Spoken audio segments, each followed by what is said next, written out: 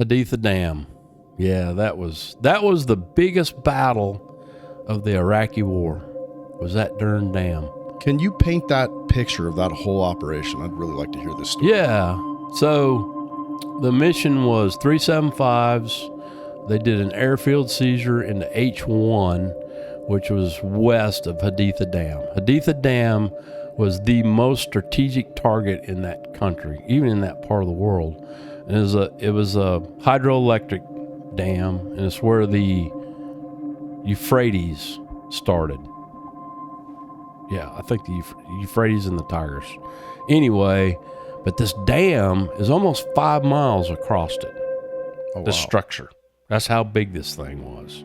And it was like 360 foot high, and yeah, almost 5 miles across the dam. So our mission was hold the dam, and then we would be relieved the next day, or within, they said 12 to 18 hours, by an armor unit. Tanks were coming up, and we were told that the Iraqis thought we were going to take the dam and blow it up, and we thought the Iraqis were going to take the dam and blow it up. So if we'd have just made a phone call, it would have made it easy. But yeah, we wanted to take and hold the dam, and to ensure that, because downstream there were multiple cities. There's the city of Haditha, and at Haditha there was a division of Iraqi army. There were a large unit of Fedayeen, so their special operations guys were there, and then Republican guards. So very, very large, robust Iraqi unit just south of the dam. So, and the weather was really bad. It was overcast. The ceilings were like 200 to 300 feet. So fixed wing, we couldn't get fixed wing in there. So it was just our two AHs that went to go support 375 in their mission. And then we had a few Delta guys. We had some heavy breachers because they were going to clear that dam while they were on it and gather any intel or capture, engineers or whoever was running the dam at the time. Again, being a hydroelectric, well, guess what? There were wires everywhere. Wires and helicopters don't mix. I'm just here to tell you.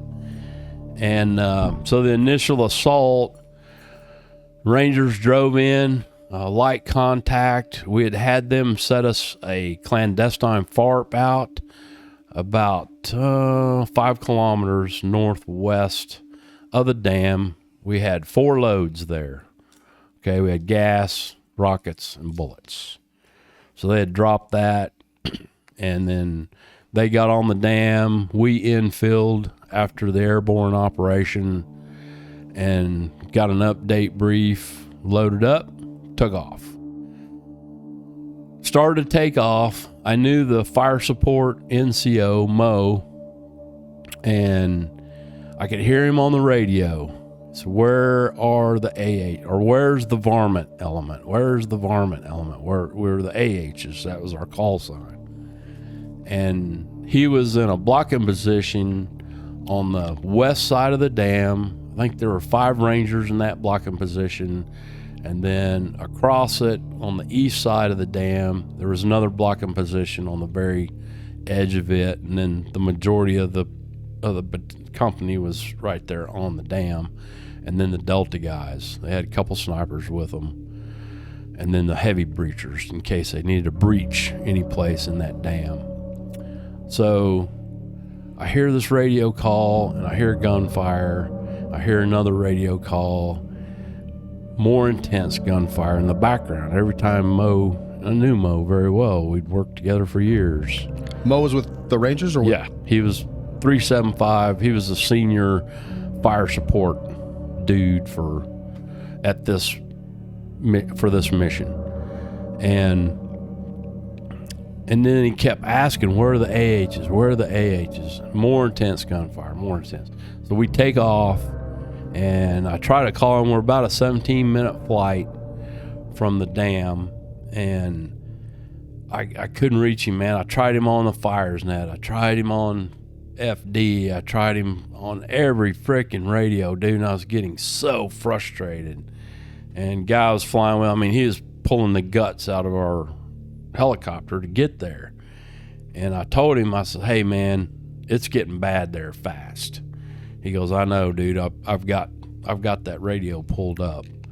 And so finally, I'm like, I look at the guy I'm flying with, and I go, a guy standing on the moon can talk to Houston, Texas in 1960 whatever, and I can't talk to my darn fires guy that's 5 miles away. And so finally, I just came up on sat radio, and called him. I said, hey, dude, and now, man, I can hear him screaming and yelling. I can hear incoming fire. I can hear outgoing fire. And I'm like, oh my gosh, man, these guys ain't gonna make it. And he screams in the radio. He says, hey, I need you guys right here, right now. I was like, hey, man, we're 2 minutes out. And there's this giant lake to the north of it.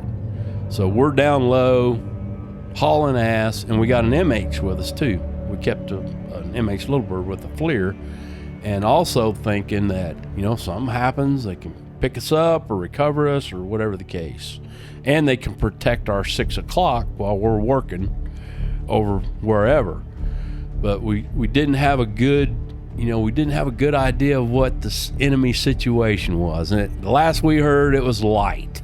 And we're like, oh man, bro, we came up over the river. The other dude was flying.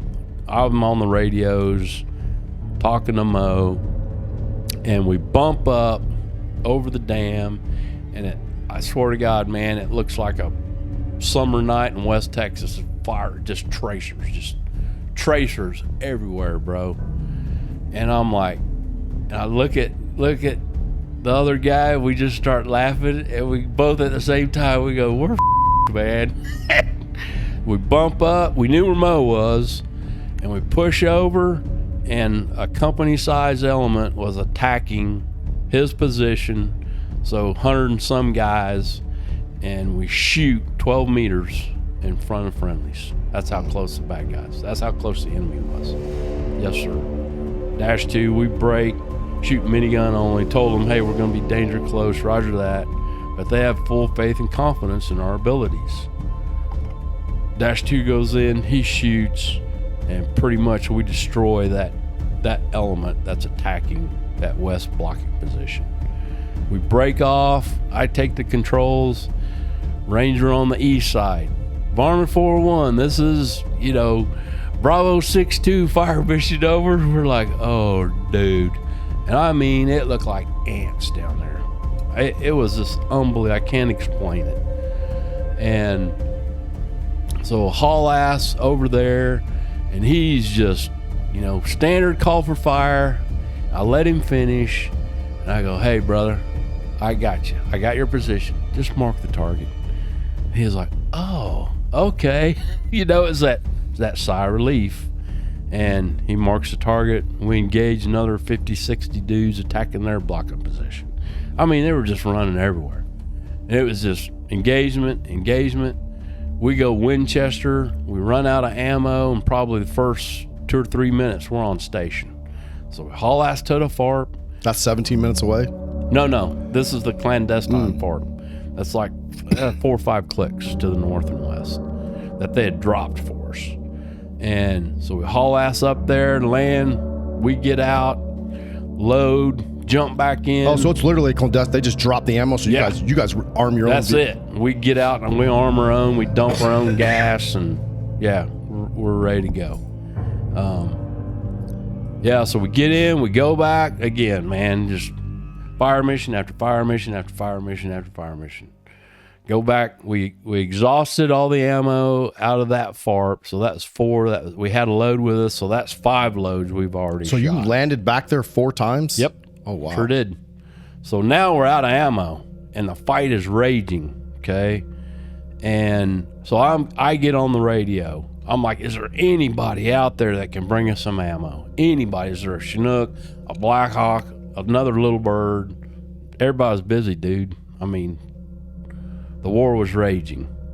And so we're like, okay, we got to go back to the airfield. Got to go back to H1, where we landed, where our big FARP was. So we did. Flew all the way back. Told Mo, it's like, hey, we got to go to H1. We're going to rearm. We'll be back in 30 minutes. Roger that. So get there, rearm, come back, engage. Whoever's not flying, got our M4 up. You're engaging targets. We're dropping hand grenades on dudes. And then they start getting mortared.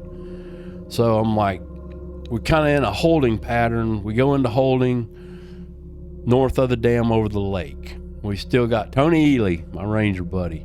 He's flying the MH, and they're north of us, just kind of watching our 6 o'clock while we're working. And I'm like, I thought about, man, maybe he could. No, I'm not going to send him single ship. Not going to do it. We kind of talked about it. We're like, no, bad plan. And so I'm looking down river, and I see this flash. And I'm like, oh, mortar. Okay, hey, I got the controls. Fly down river, and sure enough, they had a mortar set up, but there's these dunes, I guess the best way I could explain it, along the river, and they'd get behind those as cover and set up their mortar tubes, and then they're launching mortars onto the dam, onto the Rangers. So I engage it, break off, we come back, and we go back to holding. I'm looking down river. On the other side of the river, a flash. Oh, there's another one. So the other dude, he's flying. We go down, shoot it, come back. We did that 5 times. So we got knocked out all the mortar tubes for that time being, and just wave after wave after wave of enemy attacked the dam. And I'm like, holy smokes. We go Winchester, fly. Well, we wound up shooting 11 loads of ammo that first night on the dam, both AHs. How long was that gunfight? Till daybreak. Yeah, Mo ordered us to leave. I mean, sun was coming up, daytime, bad, but man, they needed us. They needed us there. I think there were 138 of us total, so 132 Rangers and Delta guys total on the dam. And it was, we heard several different stories, between 4,000 and 6,000 attacked that first night. Wow. Yeah, they said we killed between 800 and 1,500 enemy combatants that first night. Probably wounded as many. It was a big battle, man. Wow. And that went on for 6 days. Really? Armor didn't show up. And we're like, where's the armor unit? Where's the armor unit? Yeah, we had 2 or 3 Rangers were wounded. So that next night, we escorted a Chinook to the dam, and they kicked out water, MREs, and ammo, and then they picked up the wounded and took them back to H1, got them all squared away. Yeah, shitty weather, bad weather. So you guys went out for 5 straight nights? Yes, yep, every night. How many sorties were you guys flying every night? You guys were just flying all night, just refuel? All night, yeah. Pardon me. Yeah, we'd go, check in, two aircraft on station, 100%. Roger that. Stand by for call for fire. And they'd attack. They just kept attacking every night. And then the day 3, they dropped, the Iraqis dropped like 500 rounds of 155 on those poor guys. Yep. Didn't lose a person. Nobody was wounded. Nobody was killed. Did the dam take any damage? No, not really. I mean, for the size of that thing, and yeah. But the armor finally showed up. We got relieved. Yeah. And then went back to H1, recocked, refitted, and then went and covered another C squadron team that was headed towards the east. I think to Crit. Man, it's all blurred. Oh, I'm sure. It's just What does it take to keep those helicopters running? So would you land and you guys would try to get a little bit of shut-eye as the crew chiefs are trying to patch that thing up, or? No, we never had any aircraft issues, or we had a rotor blade shot through, but had a hole in it. But all they do is 100-mile-an-hour tape it, and go on. You guys are just flying so fast it's kind of hard to shoot. Yeah, and dark, so it's nighttime. Yeah, it was crazy. I was just thankful that we made it through, man. It was just unbelievable. And the guy I was flying with, he swore. I believe him. I was flying, I shot, I broke real hard right, and he swore he heard the bullet snap. It went, so we were like this. I was in a break, and the bullet went right through the cockpit, right in front of our faces. I was like, I believed him. Yeah. I was like, oh my gosh, man, what have we got ourselves into? Those were some wild times early on in the invasion. It was. Plus the hunt for Saddam was going, and his sons Uday and Qusay, and we finally got them.